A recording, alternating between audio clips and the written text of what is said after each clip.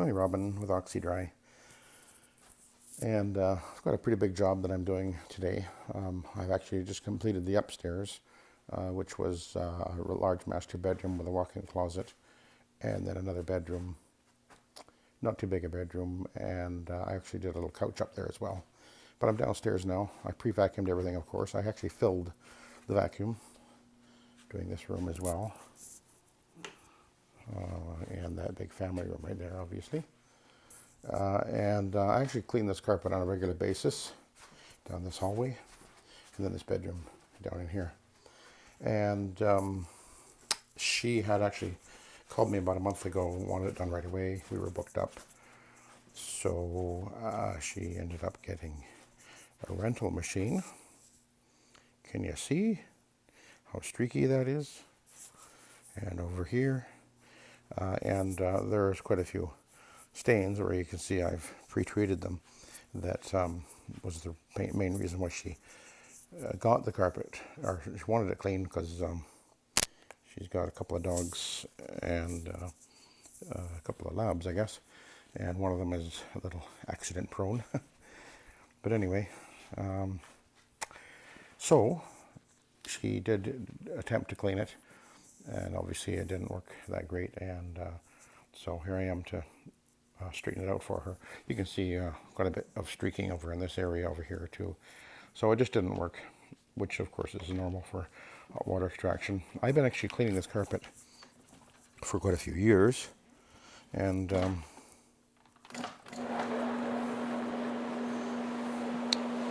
it's an Olefin Berber. The first time I cleaned it, remember years ago, she had been getting it steam cleaned, and it really looked quite awful. And lots of wicking issues and rapid resoiling. Stains, of course, were coming back, because is par for the course with steam cleaning. And once she called us and had me clean the carpet for her, it was game over for steam cleaning. And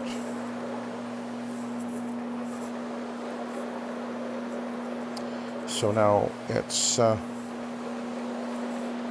been getting cleaned on a regular basis with Oxy-Dry, except for in the last few weeks. She went and rented a machine, and well, that was a waste of time and a waste of money for her. Anyway, here I am fixing it up for her. I'll be getting all these stains out, of course. Over the years, there have been quite a number of times when there has been some pretty significant stains, usually from the dog peeing on the carpet. I get them out every time, no problem.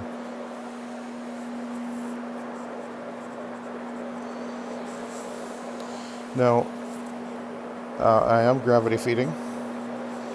I did pre-treat the spots that needed it, but that's it.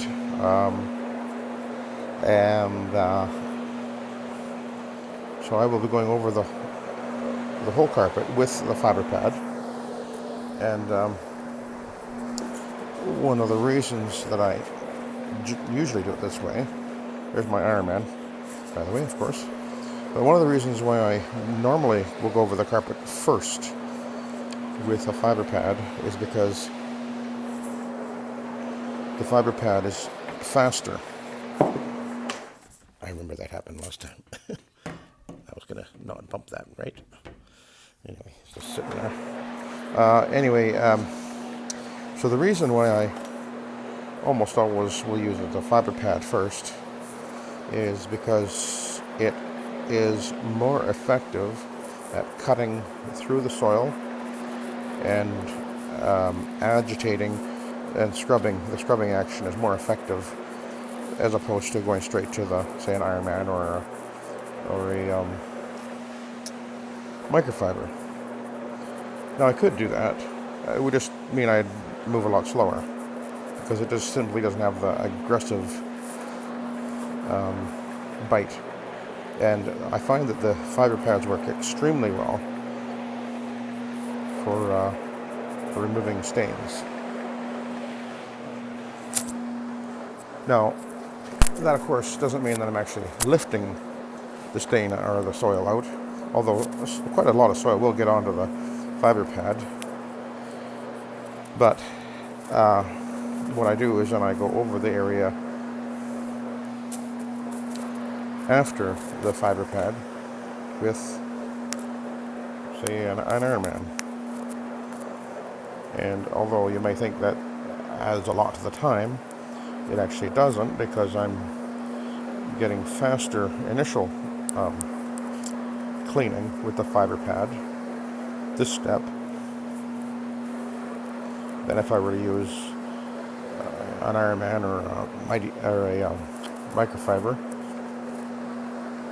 And then when I put the Ironman on, which you'll see, because we'll time this, we'll see how long it takes me to go over it. Obviously with the fiber pad, and then I'll go over with the Ironman, and we'll just see how much time it actually takes me to do this area. And it's quite a big area, as you probably noticed. Let's see. I think this room alone is about 500 square feet. This is actually a pretty big job, which I do, again, as I say, on a very regular basis. There's always been quite a few stains right at this doorway. It's actually not bad this time. But I can see that they had put the rental machine on here, because you can see it's quite streaky and blotchy looking. I'm just going to go back to the beginning. You notice that I go forward. I know that a lot of guys tend to go backward with a rotary, but usually that's because they're used to the previous steam cleaners who almost go backwards. I prefer to go forward. I like to see what's coming up.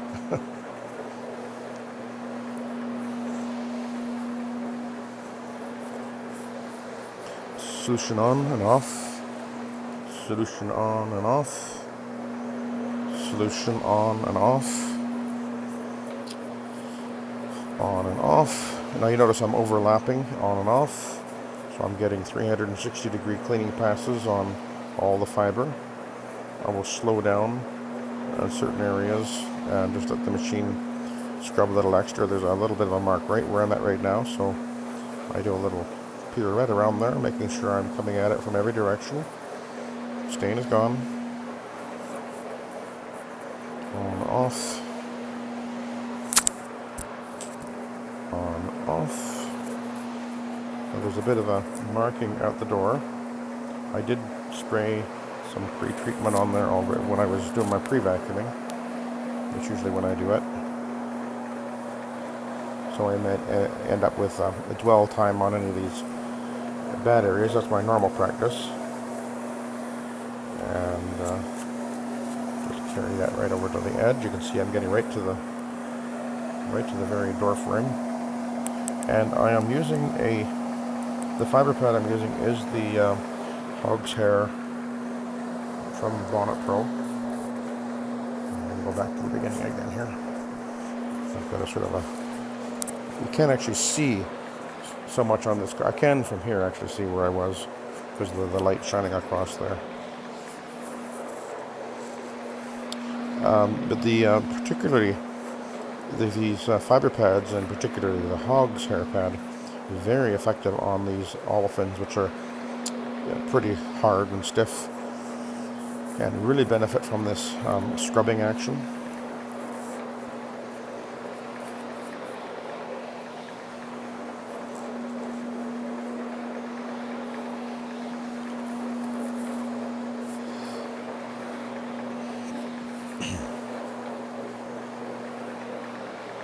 At the moment, I only have 2 jobs today, although my wife might put another one at the end of the day. I'd rather she didn't, but I guess that's okay. This is a pretty big job. It's going to take me till at least noon.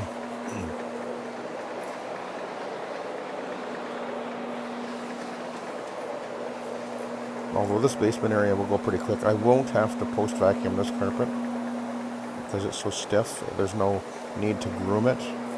They did a very effective pre-vacuuming, and as I mentioned, I filled the vacuum.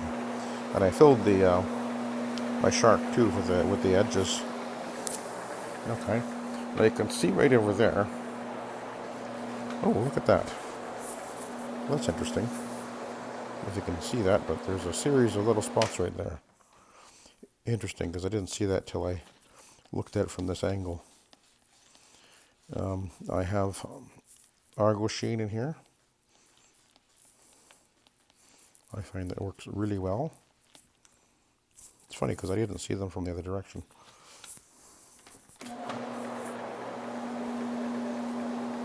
Light can make things appear and reappear and disappear.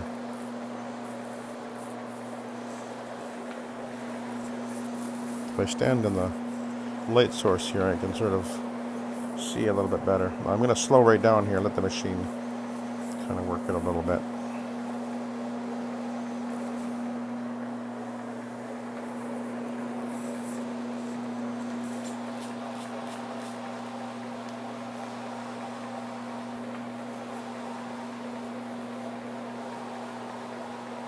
I'm doing a little bit of healing, and when I go on the left side, the fiber pad or the pad is coming toward me, so I'm concentrating the scrubbing action from that direction. But when I go on the right side, it's moving away from me, so now I'm scrubbing the fiber from the other direction, and I can do the same thing by just repositioning myself and just come at the carpet fiber from different directions. And there's a consistent and continuous pulling of the fiber. As the fiber pad goes over the fiber, and of course it'll bend it over, and it's doing a continual movement this way. It's stripping it off in that direction, then pull it back that way, and it goes that direction, and all around the 360 degrees. So that's why I find that the rotaries are more effective at removing these sort of stains.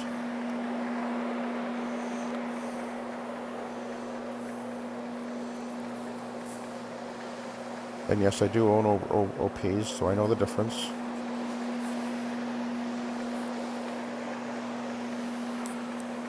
I know that's not necessarily the most popular viewpoint, but that's what I've learned. I'm sticking with it. Okay. Now I cannot see those series of little spots there anymore, but I see a something right there. So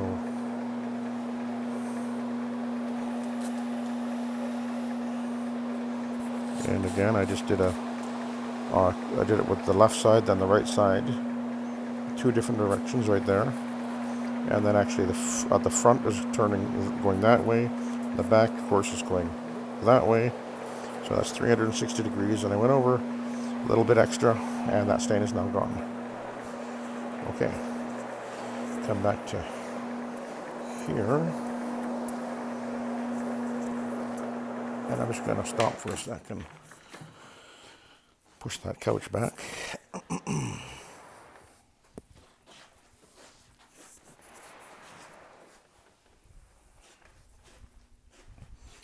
Might as well move this one too while I'm at it.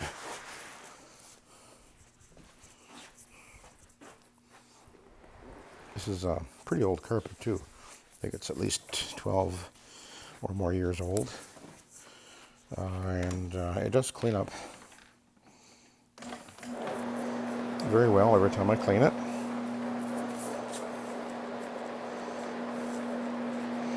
Now the machine is doing a little bit of bouncing because when I stopped there, I had it sitting straight up, but not quite straight up, so it sort of was leaning a bit on one side of the fiber pad and compressed it a little bit extra, so it'll even out in a minute.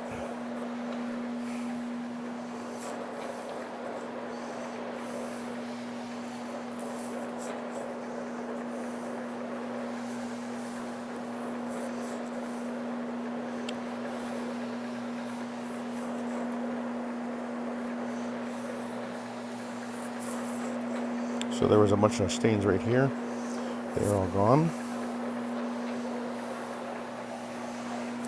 Okay, so let's go over here. Big bad stain right over here. Where is that? Right there. This one looked like a urine stain. I put some peroxy on there.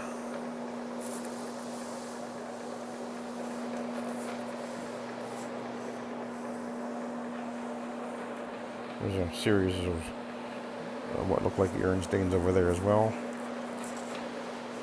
This carpet was, as I mentioned, she actually cleaned it just a couple of weeks ago. And this is how it was left. But that's a rental machine.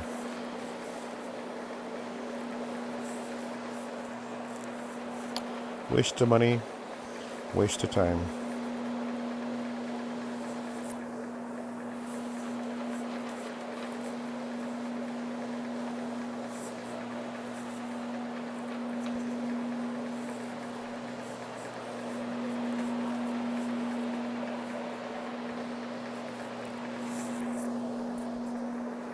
Okay.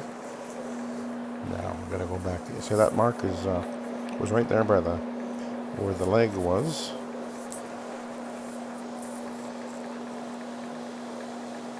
And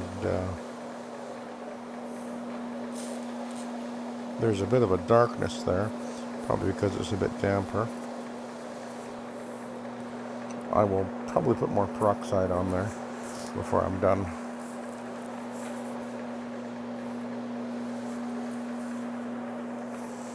So we'll work our way across here. You can see how streaky that looks.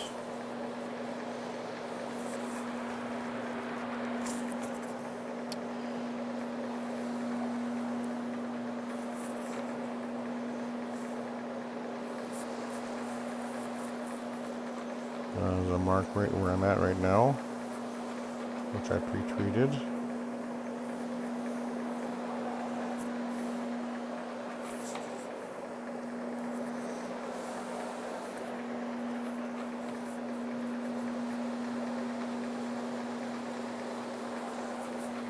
A little spot right there.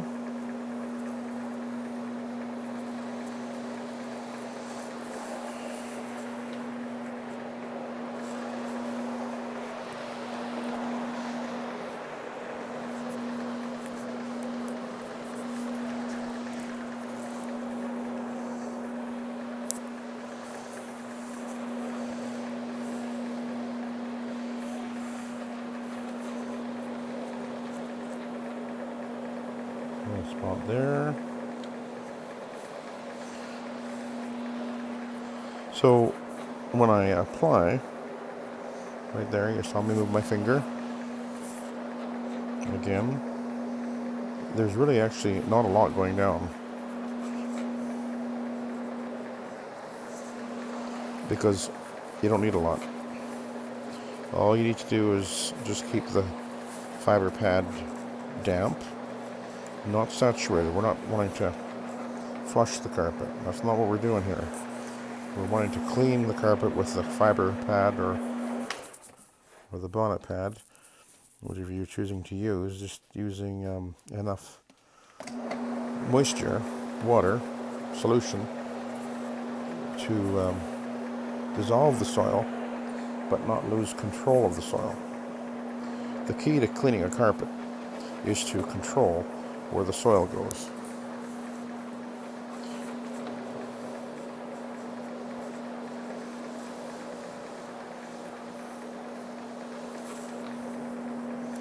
And that's why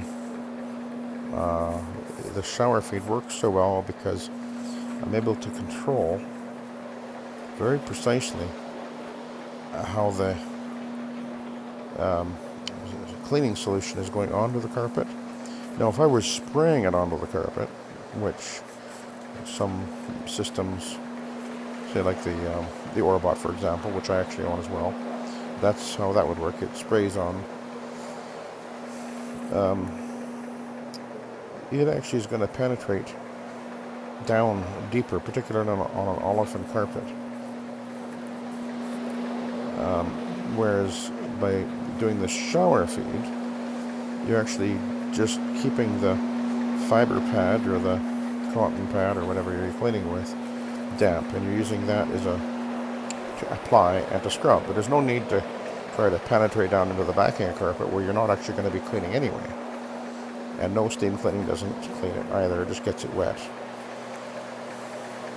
And loses control of the soil because the high pressure jets are driving the soil into the backing. Yes, I know there's a suction right away, but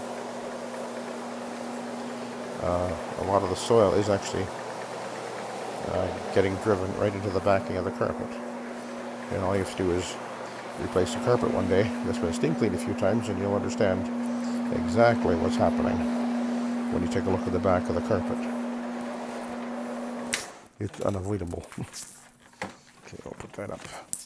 You can pull my my wire around the couch here.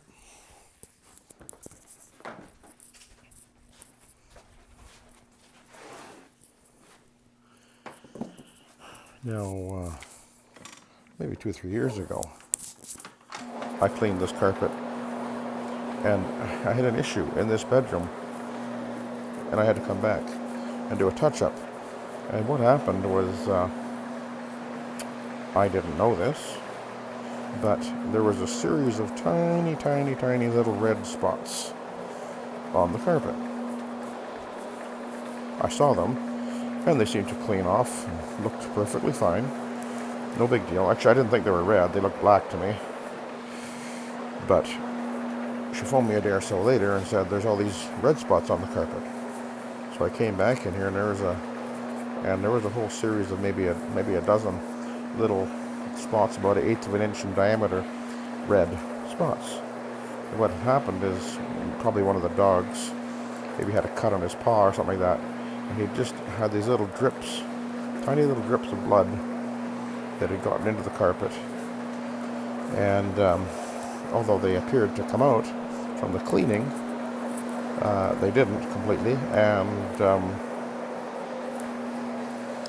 the moisture present caused the blood to dissolve and to bleed, which is what blood does, and wick a little bit, and so the blood stains became visible on the carpet. So I came in here with a little bit of peroxide, and I don't remember exactly what I did, but probably a spotting towel or peroxide. I didn't know what they were until I started working on them, actually. And then I tried a couple of different things, and then I put the peroxide on, and of course it reacted, and it's like, okay, I know what I'm dealing with. But she had no idea that that's what it was from. But anyway, I got them all out, and she was happy about that.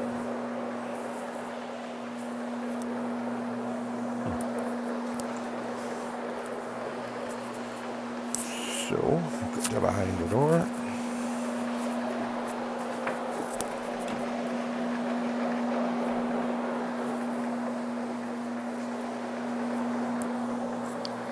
Okay, that room is done for that.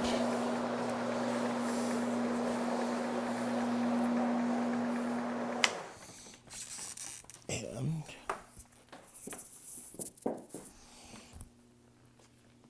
I'll pull the wire around the corner there. And I think 1 or 2 times before when I was here, there was a whole bunch of really bad stains in this area. Seems to be a favorite place for the dogs to target, I guess. So I'll go a little extra scrubbing in here.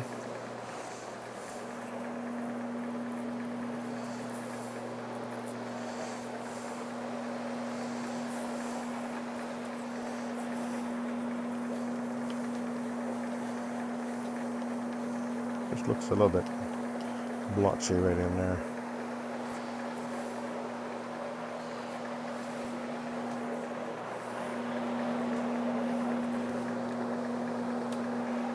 Okay, well, we can go down the hallway.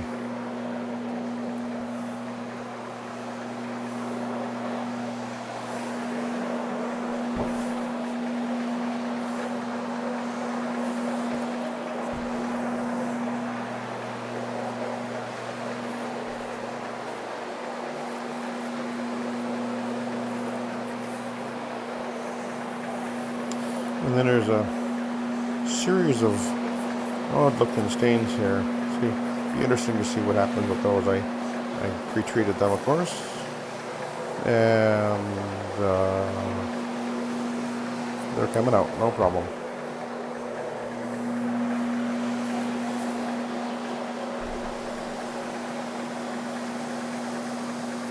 Just go a little bit slower right there. Make sure I'm getting lots of good scrubbing action. I don't know what they were, but it doesn't matter because now they're gone.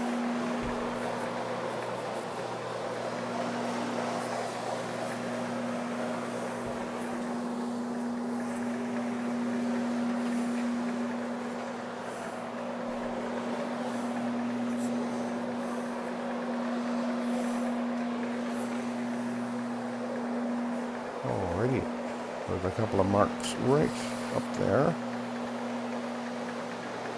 And looks like they're out of there.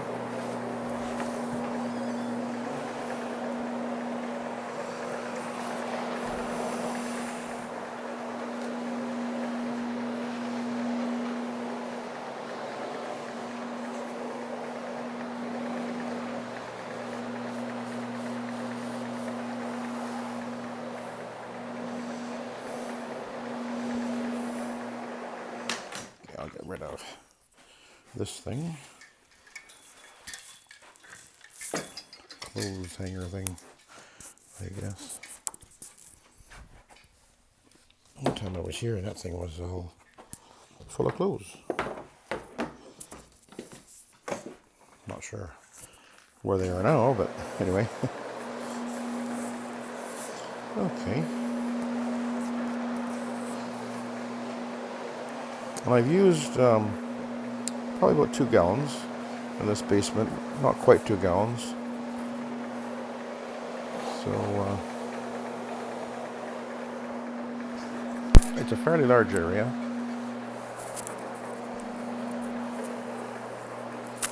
The total job, I put a little more than 2 gallons in there, maybe 2.5, I think. So I try to sort of guess what I'm going to use and put that amount in to the tank. And of course, because I carry my solution in the tank, I don't have to carry a pump-up sprayer, except when I'm doing steps, which actually I'm doing in this for this job as well. So steps I will do after I do this.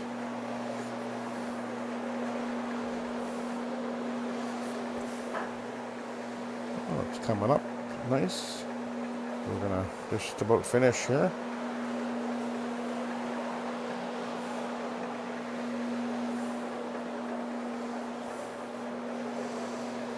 Must be getting close to lunchtime. My alarm belly is going off.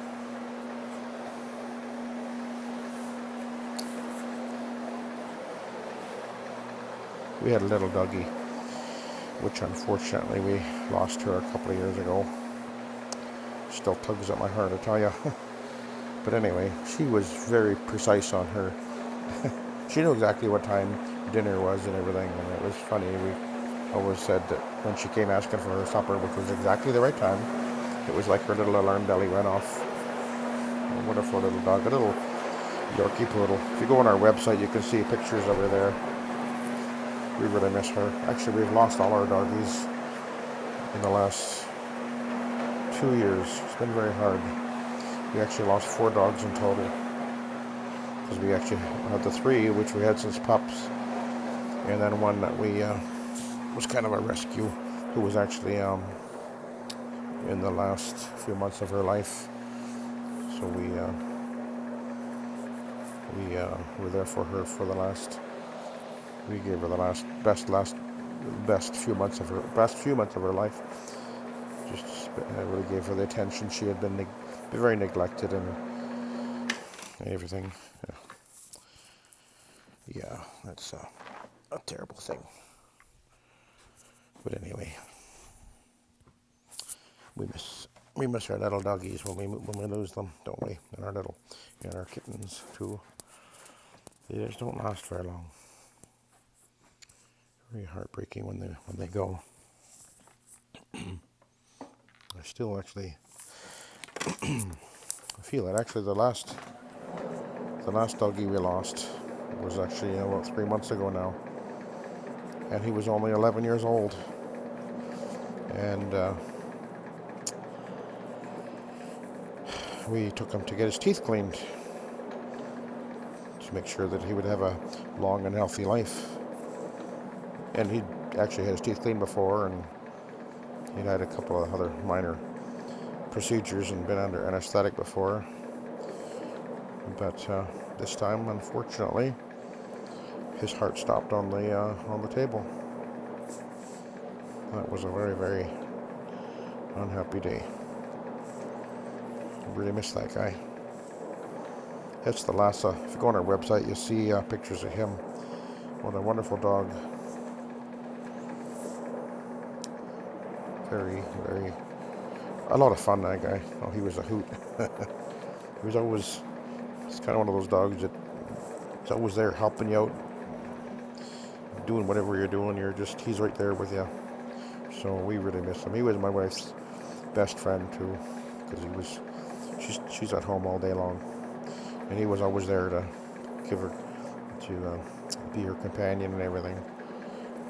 So 15 years we've had donkeys, and now we don't have any, and it's really quite traumatic, actually, to be honest with you.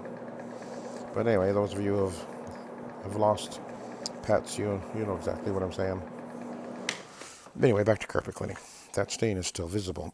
So, oh, I don't have it with me. I'll come back down here with the peroxide. I won't get it now. But I'm going to put another shot of peroxide on there. I suspect that it's maybe some kind of a color-added stain. Usually, if it's urine, it would have disappeared by now.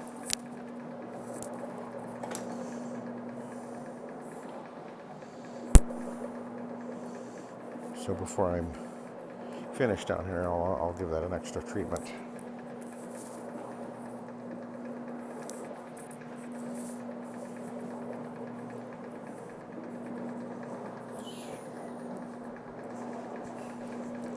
So you notice how fast I'm going with this.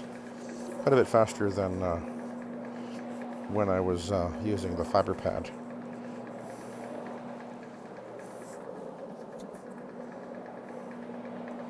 We're up to 30 minutes it took me about for the fiber pad. It'll probably take me about 15 minutes maybe with this.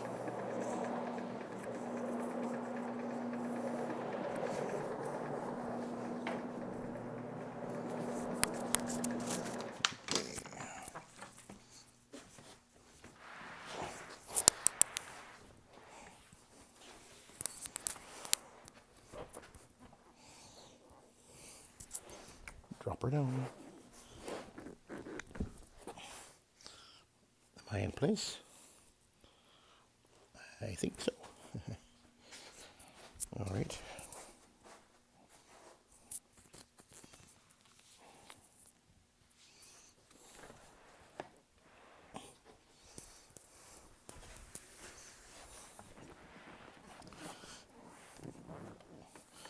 All right. There. I think.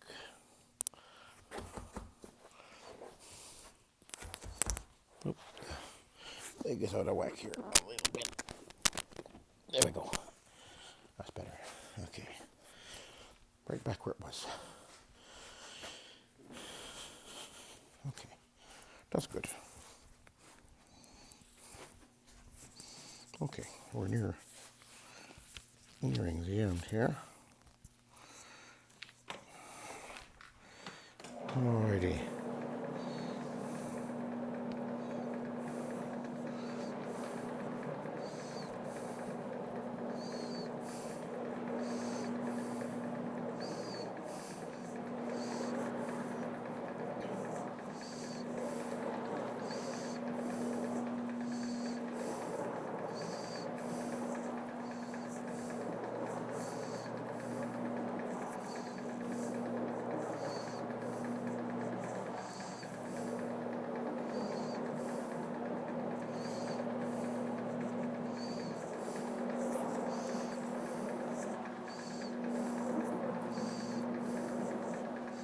is looking very even. All that streaky and blotchiness is gone.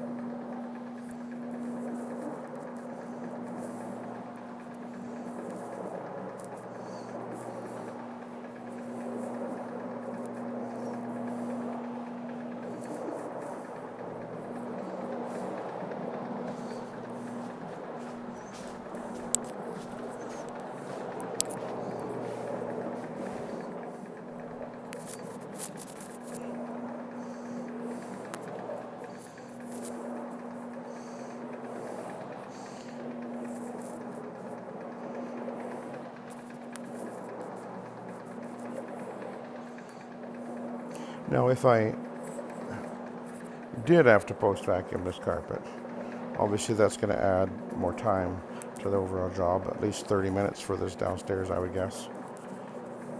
Maybe 30 minutes. It would go fast, actually, because it's a wide open area. So, but that's all part of the process, you know,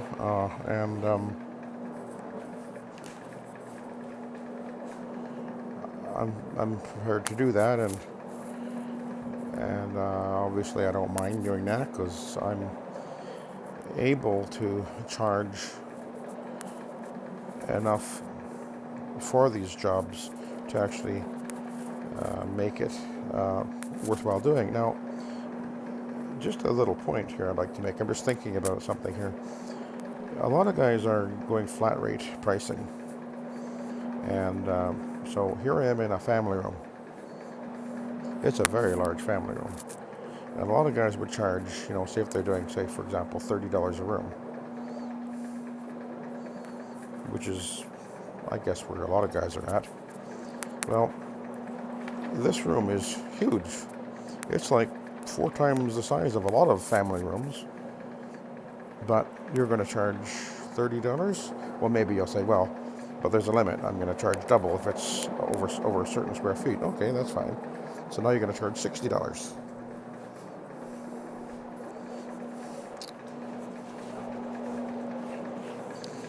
But if you charge by the square foot, then you're going to charge quite a bit more for this larger room than you would for another family room, which is half the size or a quarter of the size. So I know it's a little scary to consider going from flat rate and being able to give people prices on the phone, which is one of the reasons why a lot of guys will stay with flat rate, as opposed to going to square foot, where you're not able to really give the people the price on the phone. But we did that many years ago now, and it was, from a profitability perspective, was one of the best things that we ever did. Did we lose some jobs? Yes, absolutely. Did we gain bottom end? Oh yes, absolutely. Very much so. But we have a different approach to how we do carpet cleaning, whereas most guys tend to price like the coupon thing that comes in the mail, and base their pricing off of. I'm going to move this wire a bit here.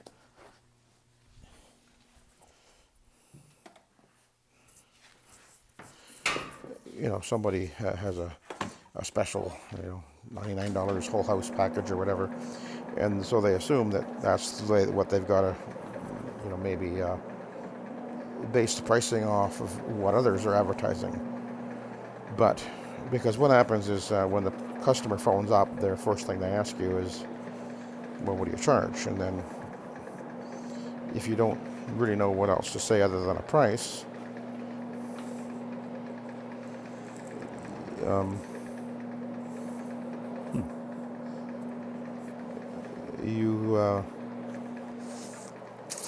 how can I say this now? If you've got nothing else to sell other than price, then you're in the price war.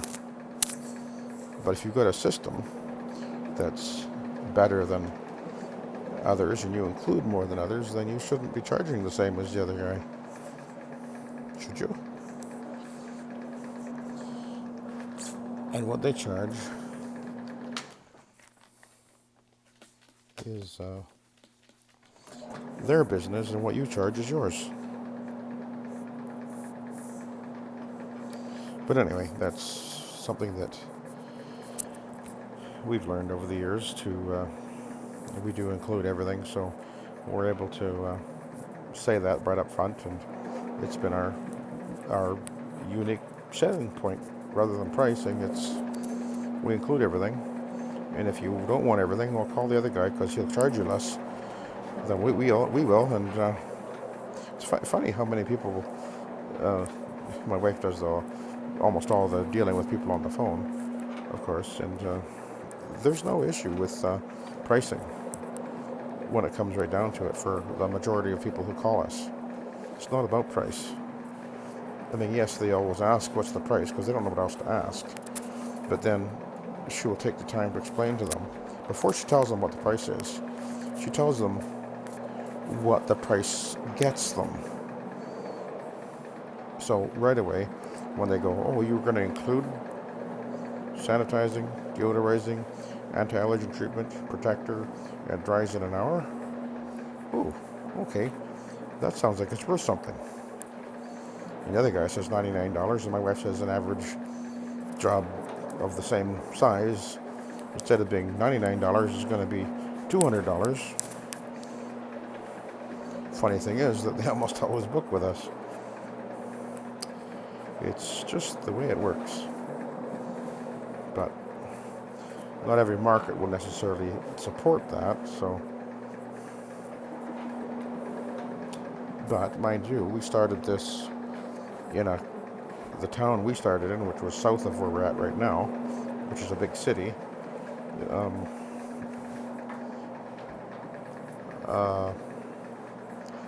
Well, I guess that was where we started with the square foot rate. But anyway, it's something that you have to sort of figure out in your own particular market. It may not work for you where you are, but it certainly has worked for us here in our area. I actually hate upselling, although I'm actually really, really good at it. I just hate doing it. And I guess the thing is that when people call up and we say, we're going to include everything, and that's it, here's the price. And we're able to do that without having to sort of bend over backwards to get the job.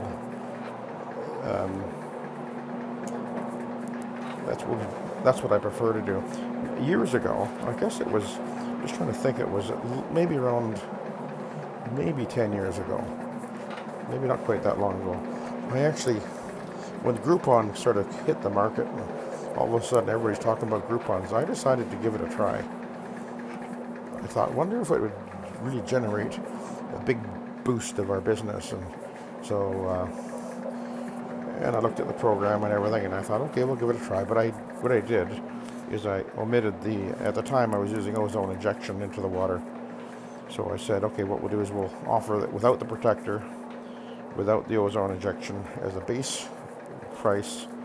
I can't remember what it was, and I think it was like the sale was $59 for 3 rooms or something like that, way below where we would normally be, because our minimum at the time was $150, I think. But anyway, but I did leave the door open to upsell.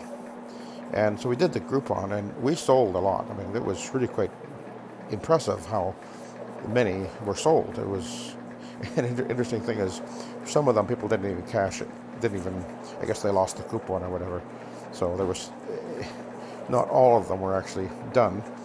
But it was interesting because it was the type of person that we were cleaning for ended up being like students moving out of their student housing rental thing, and they couldn't care less about anything other than getting it whatever they needed to get done at the cheapest price possible. It was a whole different caliber of customer, I'll tell you. Not customers that would spend money. I mean, this was a lot of really crappy jobs. A lot of them would have been our minimum anyway.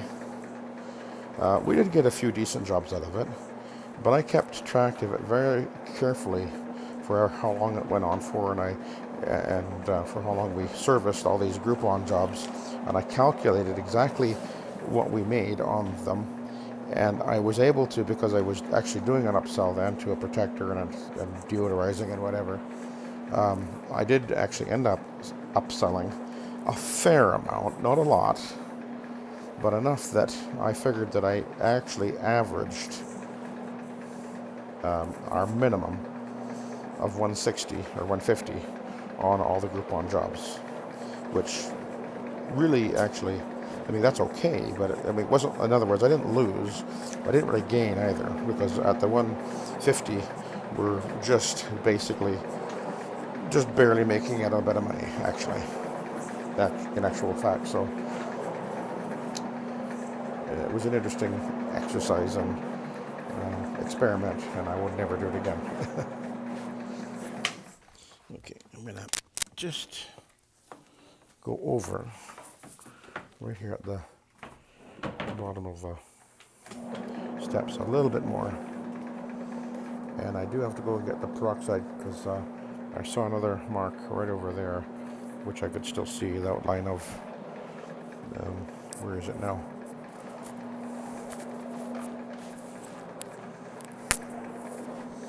Right in here, actually. There's a little bit of a shadowing of something, so I'll deal with that in a minute. Go get the peroxide. Anyway, that's where we're at. So it took me, 47 minutes to scrub and put the Ironman on there, and that's the basement area complete. So there we go.